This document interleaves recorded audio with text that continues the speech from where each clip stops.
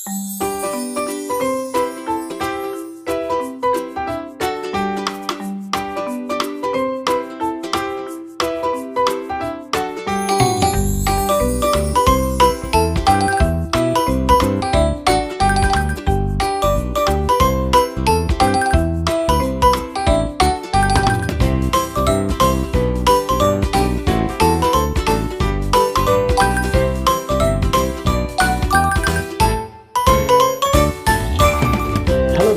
स्वागत है आपके अपने channel matric by Jitu sir.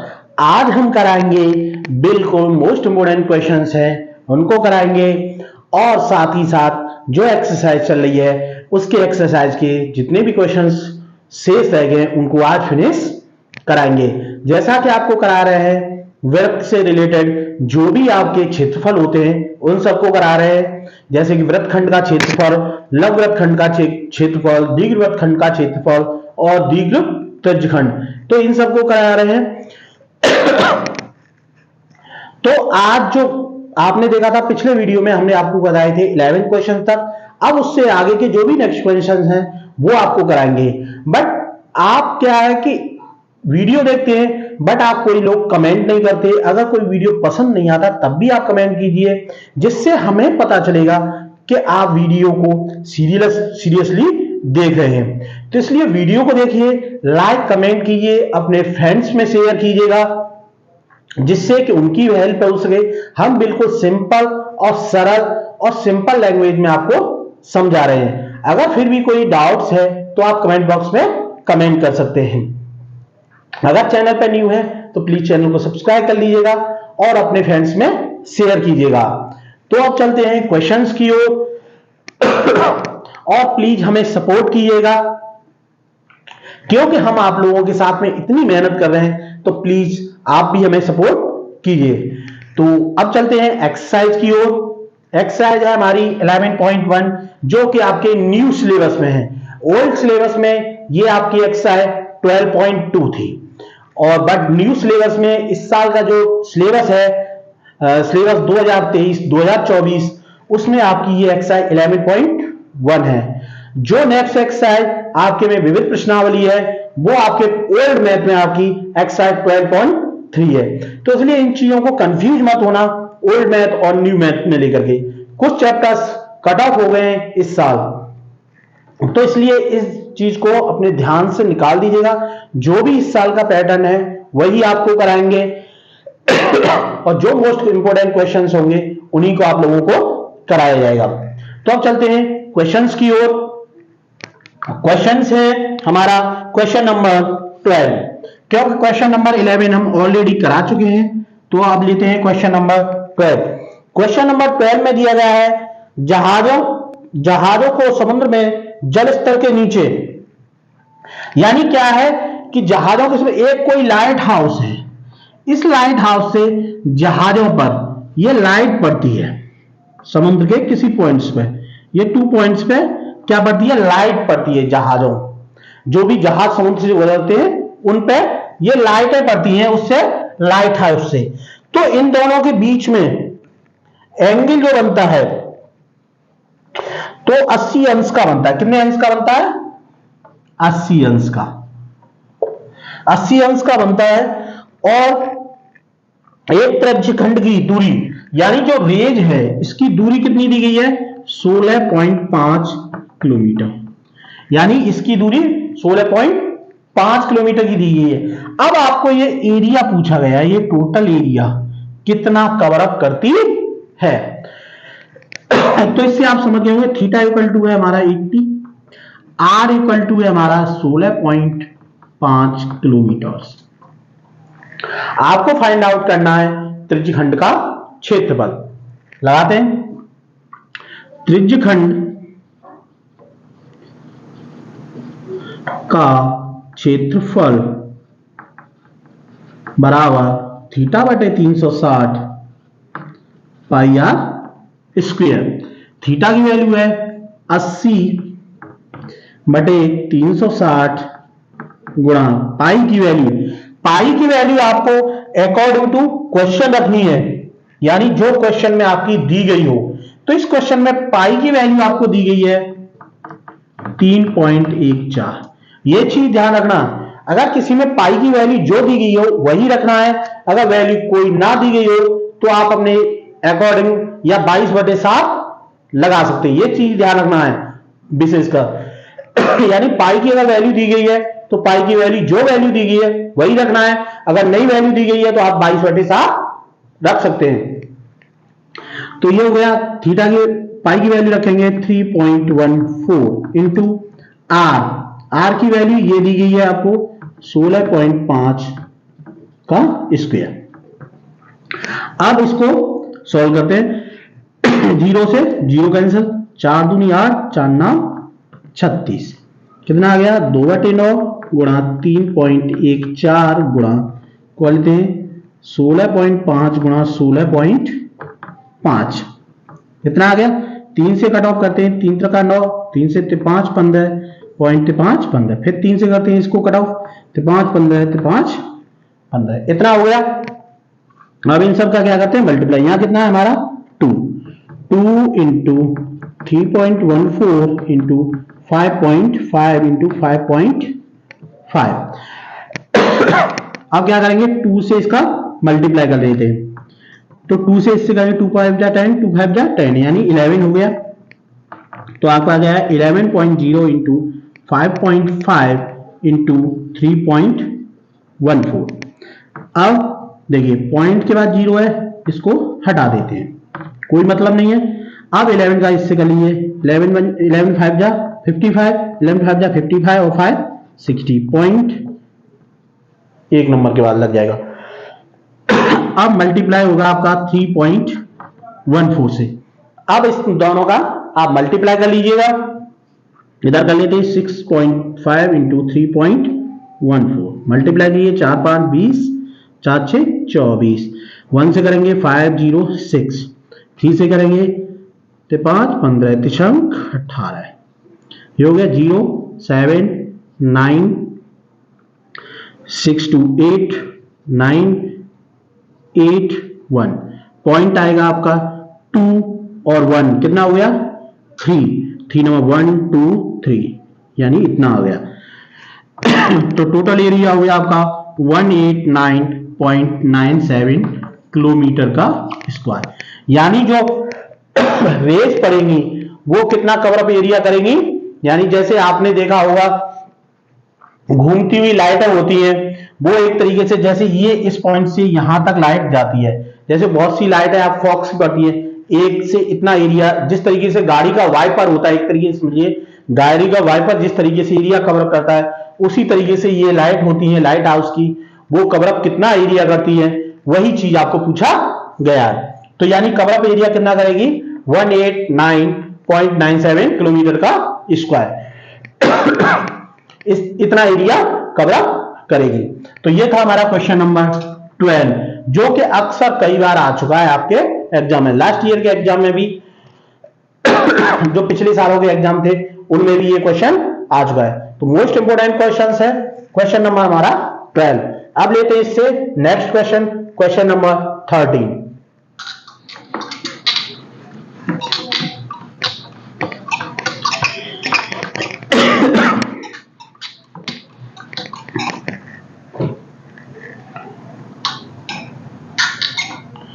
Question number 13, question number 30 में आपका एक गोल मेज पोस्ट दिया गया है। एक गोलाकार मेज पोस्ट है जिस पर डिजाइन बनी हुई है इस तरीके से,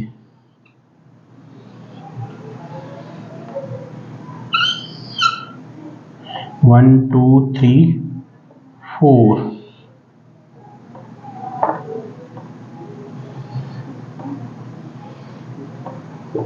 one two three four five six, यानी इस तरीके की डिजाइन बनी है गोलाकार पोस्ट पर। तो ये कितनी है टोटल 6। अब इसमें दिया गया आपको 6 डिजाइन बनी हुई है, यानी टोटल हमारी कितनी डिजाइन आई है 6 डिजाइनें दी गई हैं और आपको त्रिज्या दी गई है, त्रिज्या यानी आर बराबर दी गई है आपको 28। आर इक्वल टू कितना दिया गया 28।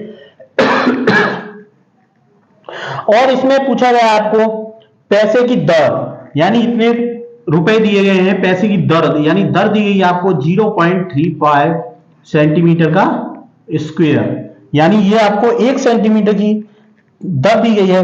इन डिजाइनों को बनाने के लिए कितनी लागत लगेगी, यानी ये जो डिजाइन है इनको बनाने के लिए कितनी लागत, यानी टोटल वैल्यू आपको पूछी गई है।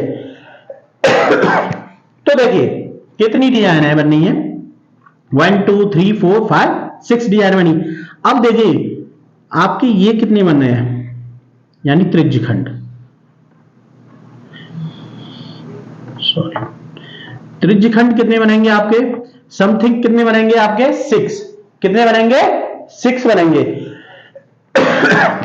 तो आपका थीटा इक्वल टू कितना हो जाएगा 360/6, यानी टोटल कितने थे आपके 6। तुम्हारा एंगल कितना आएगा 6 6 जा 36। तो यानी आपका जो एंगल बनेगा, जैसे ये एंगल है इस जगह पर आ जाए, यानी ये एंगल कितने का बनेगा आपका 60 का, कितने का बनेगा 60 अंश का एंगल बनेगा। और देखिए ये टोटल एंगल कितने का बनेगा आपका, ये एंगल बनेगा आपका 120 का, कितने का बनेगा 120 का। इससे इसको हाफ करेंगे, इससे इसको मिलाएंगे, इससे इसको मिलाएंगे और इसको, सॉरी देखिए इससे इसको मैच कीजिए और इससे इसको, आपका ये बन गया। ठीक है, मिडिल पॉइंट पे कट ऑफ भी हो गया, ये 60 का ये भी 60 का, यानी दोनों को मिला करके आपका कितना हो जाएगा 120। इस तरीके का फिगर बनेगा। थीटा इक्वल टू आपका निकल के आएगा, क्योंकि 6 डिजाइन है तो ये आपका थीटा निकल के आएगा, थीटा आएगा आपका 60। अब आपको फाइंड आउट करना है 6 मेज पोलों के लिए कितना आवश्यकता है। तो पहले 6 है तो हम क्या निकालेंगे, त्रिज्यखंड का क्षेत्रफल, त्रिज्यखंड का क्षेत्रफल निकालेंगे। तो देखिए त्रिज्यखंड का क्षेत्रफल बराबर क्या होता है, थीटा बटे 360 पाई आर स्क्वायर। थीटा की वैल्यू 60/360 इंटू पाई की वैल्यू आपको दी नहीं गई है तो आप कितना लगाएंगे 22/7।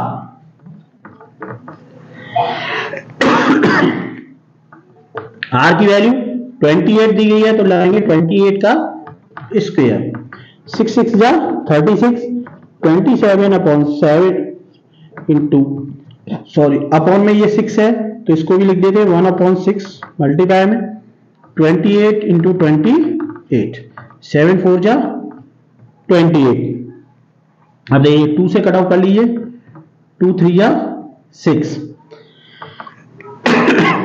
यानी आपका आ गया 2 2 जा 4, 2 3 जा 6, मल्टीप्लाई कर लीजिए 22 इंटू 2 इंटू 28 अपॉन 3। सॉल्व करते हैं 24 इंटू 28 अपॉन 3, इन दोनों का मल्टीप्लाई कर लीजिए, इधर कर लिए 28 इंटू 44, 4 8 32, 4 दूनी 8 और 3 11, सेम यही आ जाएगा 2 3 2 1, इतना आ गया 12 3 2 बटे 3, 3 से डिवाइड कर देंगे 3 चौक 12, 3 एकम 3, 0 पॉइंट 18 और 18, यानी इतना आ गया। यानी ये क्या आ गया आपका त्रिज्यखंड का क्षेत्रफल। इतना आ गया त्रिज्यखंड का क्षेत्रफल।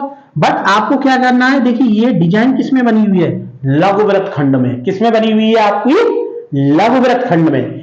तो आपको फाइंड आउट क्या करना है, लघुवृत्त खंड। अभी आपने किसकी निकाली है वैल्यू, त्रिज्यखंड की। अब लघुवृत्त खंड किस तरीके से निकाला जाता है आपको पता है। लघुवृत्त खंड क्षेत्रफल निकालने के लिए क्या करेंगे, लघुवृत्त खंड का क्षेत्रफल होता है आपका त्रिज्यखंड का क्षेत्रफल माइनस वृत्त का क्षेत्रफल। आपको देखिए त्रिज्यखंड के में क्या होता है, ये टोटल वैल्यू आ जाती है, यानी ये वाली जो बनी है वैल्यू वो होता है हमारा टोटल त्रिज्यखंड। अब जो आपका त्रिभुज बनेगा वो इस तरीके से बनेगा, ये आपका त्रिभुज है। अगर टोटल में से अगर त्रिभुज को घटा दें तो ये हमारा कितना आ जाएगा, लघुवृत्त खंड का क्षेत्रफल। तो यही आपको फाइंड आउट पहले करना है। तो अब लघु देखिए ये तो हमारा किसका हो गया, त्रिज्यखंड का क्षेत्रफल। अब निकालते हैं किसका, लंबवृत खंड का क्षेत्रफल।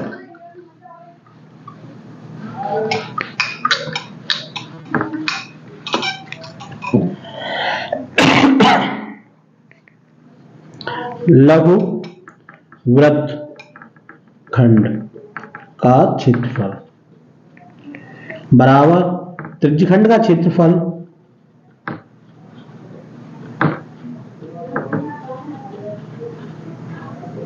माइनस त्रिज्यखंड का क्षेत्रफल माइनस में क्या आएगा आपका, त्रिभुज का क्षेत्रफल, त्रिभुज का क्षेत्र। ये हुआ। अब त्रिज्यखंड का क्षेत्रफल आप ऑलरेडी निकाल चुके हैं, कितना है 410.66 इतना आ गया। अब त्रिभुज का क्षेत्रफल, त्रिभुज कौन सा है हमारा, समबाहु त्रिभुज। समबाहु त्रिभुज का फॉर्मूला क्या होता है, √3/4 भुजा का स्क्वायर, ये होता है। इसको लिख देते हैं 4:0.66 माइनस √3 की वैल्यू आपको दी गई है 1.7, यानी √3 की जो वैल्यू दी गई है वही लगा देते हैं। 4 इंटू भुजा, भुजा तो आपकी यही रहेगी, यानी कितनी है 28, यानी 28 गुणा 28 कर लीजिए, 4 7 जा 28।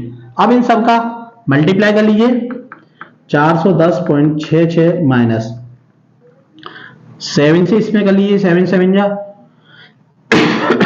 49, 17 7 119 होते हैं सीधे सीधे 0.9 इंटू 28। अब 28 से आप इसमें मल्टीप्लाई कर लीजिए, 11.9 इंटू 28, 8 नाम 72, 72 के 2 हाथ से लगी 7, 8 1 8 और 7 15, हाथ से लगी 1, 8 1 8 9, 2 नाम 18, 2 1 2 3, 2 1 2, नाम का 2, 8 5 13, 9 3 12 1 13, 2 2 3, दशमलव आ गया आपका यहां। तो कितना आया 333.2। तो इसको लिख देते हैं 410.66 माइनस 333.2 इतना आ गया। अब इसको इसमें से सब्ट्रैक्ट कर देंगे, 6 में से 0 गई आपकी 6 बची, 6 में से 2 गया 4 पॉइंट, 10 में से 3 गया आपके बचे 7, यहां रह गया आपका 10, 10 में से 3 गया आपका बचा 7। तो यानी कितना आ गया आपका, एक लंबवृत्त खंड का क्षेत्रफल कितना आ गया 77.46। ये किसका आया, केवल एक लघुवृत्त खंड का। और टोटल हमारे लघुवृत्त खंड कितने बने, 1 2 3 4 5 6। तो हमें 6 का निकालना है, कितने का 6 का। तो एक लंबवृत्त खंड का क्षेत्रफल इतना आ गया। अब हम कितने का निकालेंगे 6,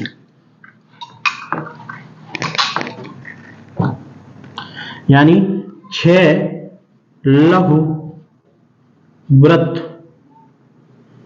खंडों का क्षेत्रफल बराबर 6 गुणा 77.46 गुणा कर लीजिए 6 का, 6 6 जा 36, कैरिएगा 3, 6 4 जा 24, 24 और 3 होगा 27 पॉइंट लगेगा, 6 7 जा 42, 42 और 2 44, 6 7 जा 42, 42 और 4 आपका हो गया 46। ये आ गया आपका टोटल जो फर्स्ट सेकंड थर्ड फोर्थ यानी 6 जो आपके डिजाइन दी गई हैं उन सब का एरिया कितना, इतना आ गया। अब आपको दीजिए 1 सेंटीमीटर का कितना कॉस्ट लगता है, 0.35 पैसे लगते हैं, यानी 1 सेंटीमीटर स्क्वायर एरिया में जो खर्चा आता है वो 0.35 यानी 35 पैसे का खर्च आता है। तो इतने एरिया में कितने का खर्च आएगा, यानी टोटल लागत कितनी आएगी। तो हम निकालेंगे कुल लागत। कुल लागत के लिए क्या करेंगे हम, जो आपका 464.76 आया इसमें मल्टीप्लाई किससे कर देंगे 0.35 से। इतने से आपको केवल मल्टीप्लाई आपको करना है। मल्टीप्लाई करते हैं, 5 के 30, 5 सत्ते 35 और 3 38, 5 चौक 20 और 3 23, 5 के 30 और 2 32, 5 चौक 20 और 3 23। अब किससे करेंगे? 3 से। 3 6 जा 18, 3 7 जा 3 7 जा 21, 22 हो गया। 3 4 जा 12, 12 और 2 कितना हो गया? 14, और 3 6 जा 18, 1 19, 3 4 जा 12 और आपका 13।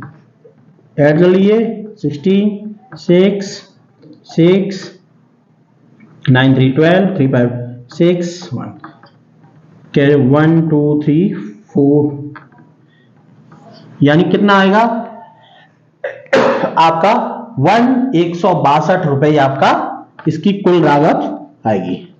ये हो गई आपकी कुल लागत। इतने रुपए लागत के आपके आएंगे। तो कुल लागत के आपके कितने रुपए हुए? इतने। अब ये 4 पॉइंट्स में इसको इस तरीके से भी लिख सकते हैं 162.6। अब ये क्या है? 6 है इसके आगे, तो इसको क्या लिख सकते हैं? 7 रुपीज। यानी इतने रुपए आपके कुल जो डिजाइन बनेगी 6, उन डिजाइन के इतना खर्चा आएगा। तो ये था हमारा क्वेश्चन नंबर 13। आपको समझ में आ गया होगा किस तरीके से इसको किया है।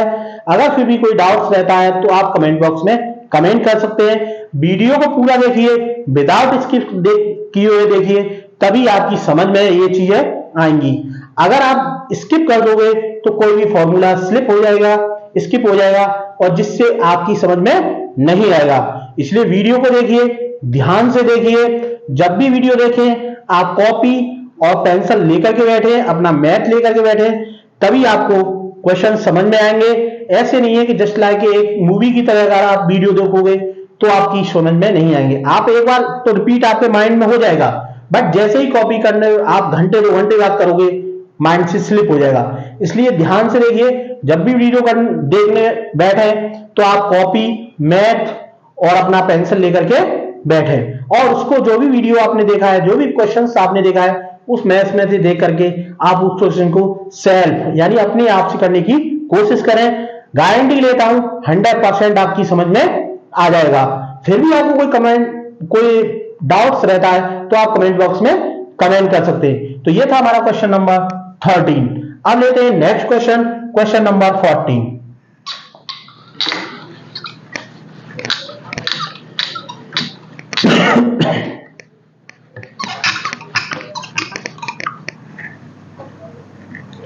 क्वेश्चन नंबर है हमारा 14। क्वेश्चन नंबर 14 में आपको आर्क त्रिज्या वाले उस त्रिज्यखंड का क्षेत्रफल ज्ञात कीजिए। इसमें दिया गया आर्क त्रिज्या वाला त्रिज्यखंड है, उसका क्षेत्रफल यानी त्रिज्यखंड आपको फाइंड आउट करना है, जिसका एंगल यानी थीटा बराबर दिया गया पी, थीटा बराबर पी दिया गया है। त्रिज्यखंड का क्षेत्रफल फाइंड आउट करना है, खंड का क्षेत्रफल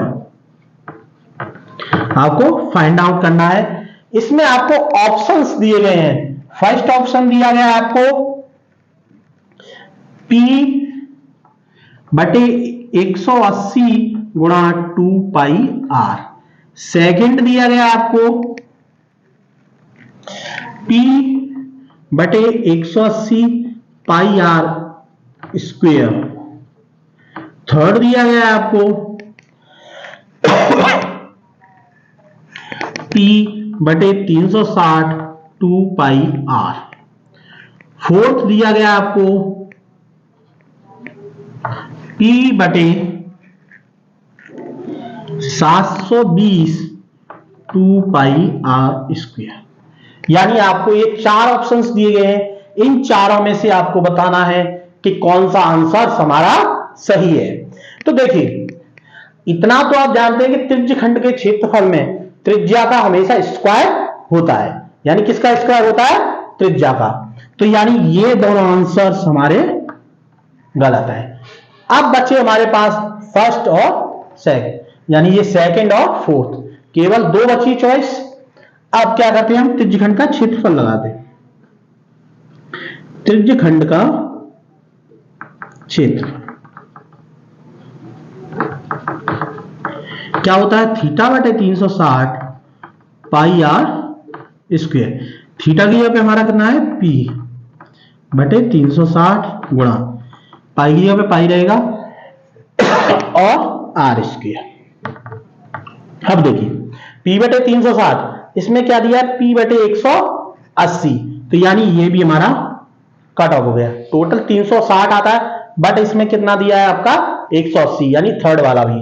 बट इसमें क्या है 720 है, हमारा कितना है 360। तो इसके रिगार्डिंग क्या करेंगे हम 2 से मल्टीप्लाई कर लेंगे अंश और हर में। तो देखिए ये आ गया हमारा p गुणा 2 पाई आर स्क्वायर बटे 360 में 2 से गुणा करेंगे, यानी हो गया आपका 720। तो हमारा कौन सा ऑप्शन सही है 4, आंसर नंबर आपका 4। ये ऑप्शनल में आपके आता है मल्टीपल चॉइस, यानी जो ऑब्जेक्टिव टाइप्स के आते हैं उनमें ये क्वेश्चंस अक्सर आता रहता है। बच्चे अक्सर गलतियां करते हैं, 360 वाले पे टिक लगा देते हैं, जबकि ये गलत है।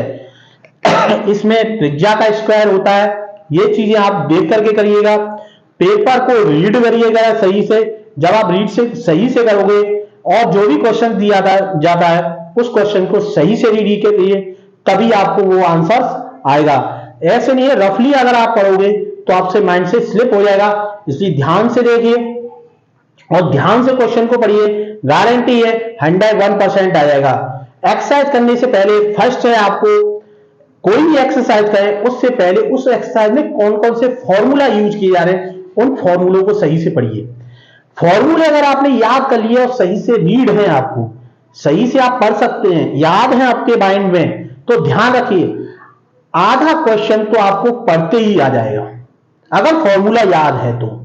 अगर फॉर्मूला याद नहीं है और आप क्वेश्चन करने बैठ गए तो आ नहीं सकता। इसलिए कोई भी क्वेश्चन करने से पहले, किसी भी एक्सरसाइज का करने से पहले आपको हमेशा उस एक्सरसाइज के फॉर्मूला आने चाहिए।